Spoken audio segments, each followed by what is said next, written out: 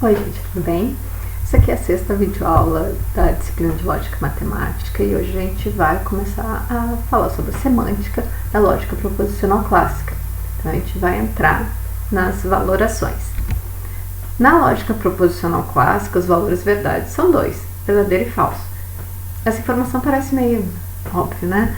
Mas não é tão óbvio assim. Existem lógicas que possuem mais valores verdades, né? Então, no caso da lógica proposicional clássica, é a lógica mais simplesinha, aquela que a gente mais conhece.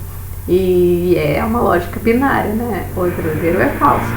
Mas nem tudo é só verdadeiro ou só falso, né? A gente sabe que as coisas, algumas vezes pode ter um depende, ou podem ter outras questões aí que a lógica proposicional clássica talvez não capture. Na verdade, tem muito disso.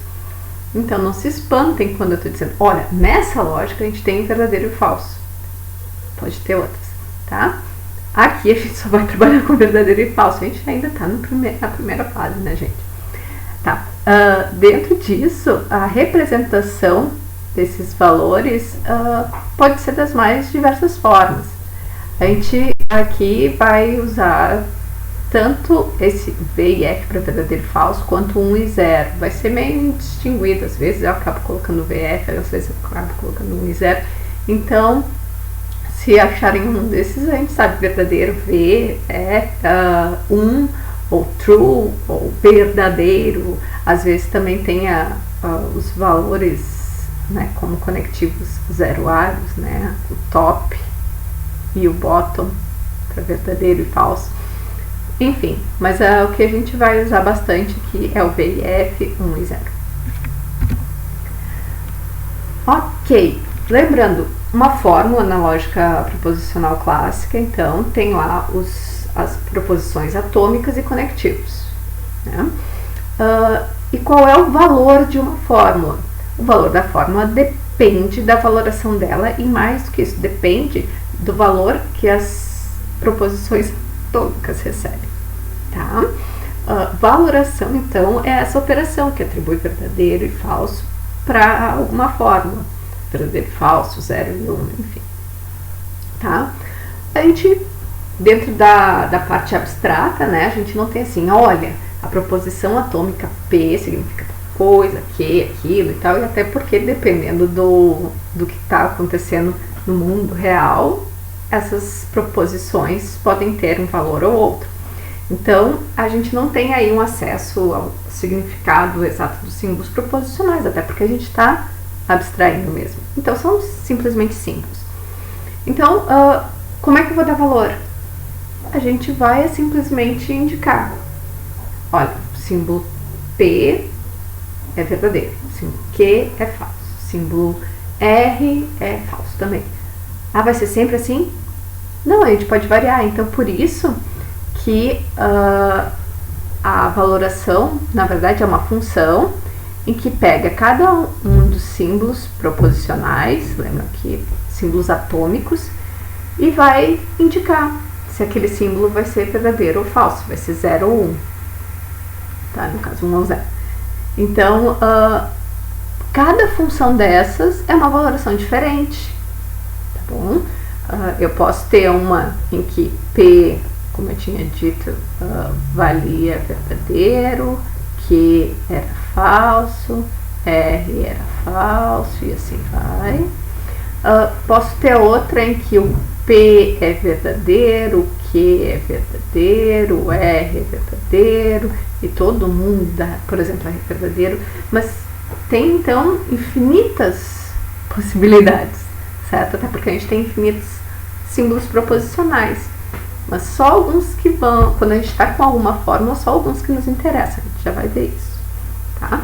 Então, olha só, como eu tinha dito, a gente tem aqui infinitos símbolos proposicionais, então eu preciso saber exatamente o valor de cada símbolo proposicional? Não, na verdade, o que vai acontecer é que a gente vai querer saber o valor dos símbolos proposicionais, os símbolos atômicos que aparecem nas fórmulas que a gente está interessado. Tá? Então, eu tenho uma valoração, notem que a valoração é do conjunto de proposições atômicas. mas eu quero saber o valor de uma fórmula. Bom, a partir de uma valoração para os símbolos atômicos, eu ganho de forma única a valoração para as fórmulas, né? Esse L aqui são todas as fórmulas a partir daquele P. Então, a partir de V0, eu ganho de forma única quem é que é V, que é o valor de todas as fórmulas da minha lógica, tá? Vai depender do que? Vai depender da fórmula em si, por isso que é importante saber qual é o conectivo principal, etc. Por quê? Porque ela vai ser calculada de acordo com qual é o conectivo principal da fórmula. Então, aqui está a definição da valoração de uma fórmula, e a valoração de uma fórmula depende de qual é o conectivo principal daquela fórmula. Se por um acaso aquela fórmula não tem um conectivo, ela é só um símbolo atômico, então eu tenho que ver qual é o valor desse símbolo atômico. Beleza? E aquela fórmula, a minha fórmula é só Q, então eu tenho que ver quanto que está valendo Q naquela valoração inicial.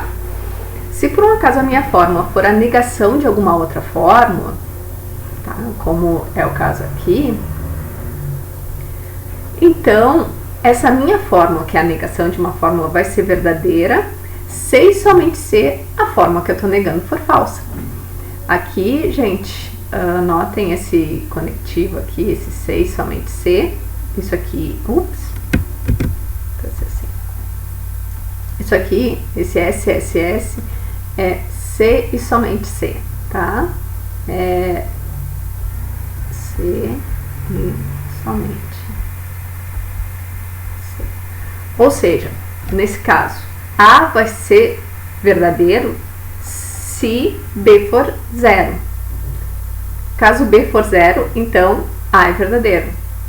Caso A seja verdadeiro, então eu tenho também que B é 0. Eu não posso uma puxar a outra. Tá?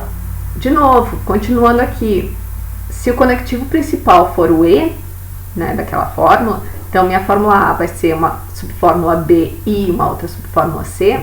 Então, essa minha fórmula A vai ser verdadeira somente em um caso, quando tanto a fórmula B quanto a fórmula C, as duas forem verdadeiras. Para o OU, a minha fórmula A, que vai ser B ou C, vai ser verdadeira se e somente se B ou C forem verdadeiros, né? Então, eu tenho tanto só o B sendo verdadeiro, só o C sendo verdadeiro, ou ambos sendo verdadeiros, meu OU vai ser verdadeiro também. E por último, condicional, quando é que A, que é B, então C vai ser verdadeiro? Caso B seja falso ou C seja verdadeiro, né? Ou seja, eu só estou eliminando a possibilidade de B ser verdadeiro e ser falso. Caso eu tenha B verdadeiro e C falso, isso não está dentro dessa possibilidade, então o meu condicional vai ser falso também. Tá? Ou seja, eu tenho, na verdade, todas as possibilidades aqui dos meus conectivos de valoração. Olha só, se a minha fórmula é A e ela está valorada como 0, então não A vai estar valorada como 1. Se ela for 1, então não dessa fórmula vai ser 0. No caso de conectivos binários, né, eu preciso de duas fórmulas, então eu preciso de A, uma fórmula A e uma fórmula B para formar essas outras fórmulas aqui, né, a conjunção, a disjunção e a implicação. Eu tenho então 4 possíveis formações aqui, né, de valores para A e B, e daí as respostas disso, ou seja, se tanto A quanto B forem falsos, né, nesse caso aqui, então A e B também vai ser falso. Agora, se A e B forem falsos, então A, então B é verdadeiro. Tá? É assim que a gente vai ler essa tabela. Isso aqui são as tabelas verdades dos conectivos. E mais adiante a gente vai ver como fazer de qualquer forma. Então, dada uma fórmula, uma valoração pode falsificar ou satisfazer essa fórmula. O que eu quero dizer com isso? Uma valoração satisfaz a fórmula se essa valoração faz com que essa fórmula seja verdadeira e falsifica caso essa valoração faça com que essa fórmula seja falsa. Tá, então quer dizer, às vezes eu vou ter a fórmula verdadeira, às vezes falsa, certo? Depende da fórmula. Tem fórmulas que, independente da valoração que eu fizer, elas sempre vão ser satisfeitas e nunca falsificadas. Ou seja, elas sempre serão verdadeiras. Assim como tem outras fórmulas que, independente da valoração que eu der, elas sempre serão falsas. Não tem como fazer com que essa fórmula seja valorada como verdadeira. Então a gente tem aí uma classificação de fórmulas. Também tem aquelas fórmulas que às vezes são verdadeiras, às vezes são falsas, dependendo da valoração. Ou seja, a gente vai dar nome para essa brincadeira toda, né? Uma fórmula A, então, vai ser dita satisfazível se tem pelo menos alguma valoração que faça com que ela seja verdade. Ou seja, se em algum momento existe uma forma dessa fórmula ser dita verdadeira. Se uma fórmula tiver pelo menos uma valoração que falsifique ela é uma fórmula falsificada. Se por um acaso a fórmula sempre, independente da valoração que eu der, sempre der verdadeira, então essa fórmula é uma fórmula válida, ou também chamada de tautologia. Se por um acaso, independente da valoração que eu der, sempre der falso para essa fórmula, é uma fórmula insatisfazível. É um pouco óbvio, né? Se não tem como satisfazer essa fórmula de nenhuma maneira, né, ela é insatisfazível. Tem fórmulas que são satisfazíveis e falsificáveis, né? Essas fórmulas também a gente chama de contingência.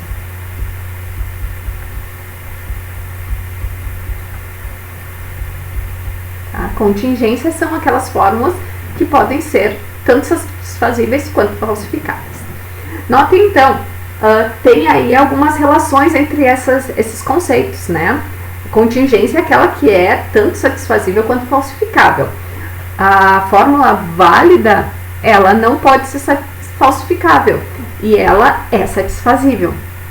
Tá? Então a gente tem aqui algumas relações entre esses conceitos de satisfazível, falsificável, válida, insatisfazível.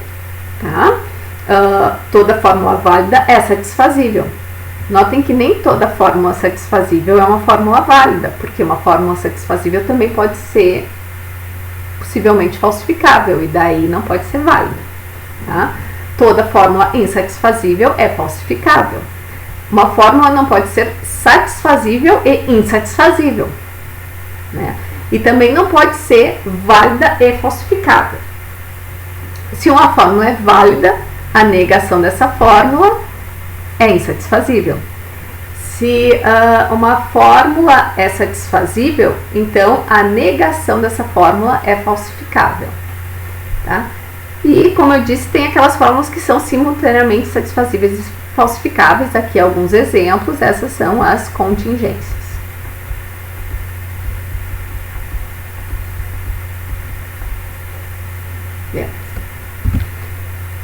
É isso, tá tudo resolvido então, quer dizer que eu tenho aqui uma fórmula qualquer e eu consigo determinar a categoria que ela tá. Por exemplo, aqui, eu tenho a fórmula, não é verdade que se eu tiver P ou Q, então eu tenho P. A gente pode pensar um pouquinho, olha só. Vamos ver, esse não é verdade, então quer dizer que eu tenho que verificar primeiro o que é essa fórmula interna, né? Essa fórmula aqui. Se P, então Q, não, desculpa, se P ou Q, então eu tenho P. Será que isso é sempre verdade? Será que se eu tiver P ou Q verdadeiro, então com certeza eu tenho P? Não, né? P ou Q pode ser verdadeiro se eu só tiver Q verdadeiro e P falso. Ou seja, pode acontecer de eu ter P falso, Q verdadeiro. E daí eu tenho P ou Q verdadeiro e o P é falso. Então, essa implicação vai ser falsa. Certo? Ou seja, não é verdade isso aqui sempre. Existem casos em que isso vai acontecer. Se P for verdadeiro, eu vou ter P ou Q verdadeiro, P verdadeiro, a implicação vai ser verdadeira e a negação disso é falsa. Ou seja, essa fórmula pode ser satisfazível e falsificável. É uma contingência. Ah, beleza, então vamos ver essa fórmula aqui. Né? Tá, espera um pouquinho, que fórmula é essa? A primeiro parênteses, né? Os nãos, ok? Daí com os es, parênteses no e aqui, aqui. Daí depois nos ous, aqui, aqui. E agora nas implicações da esquerda para direita, da direita para a esquerda. Isso, implicação é ao contrário, da direita para a esquerda. Aqui, aqui. Tá.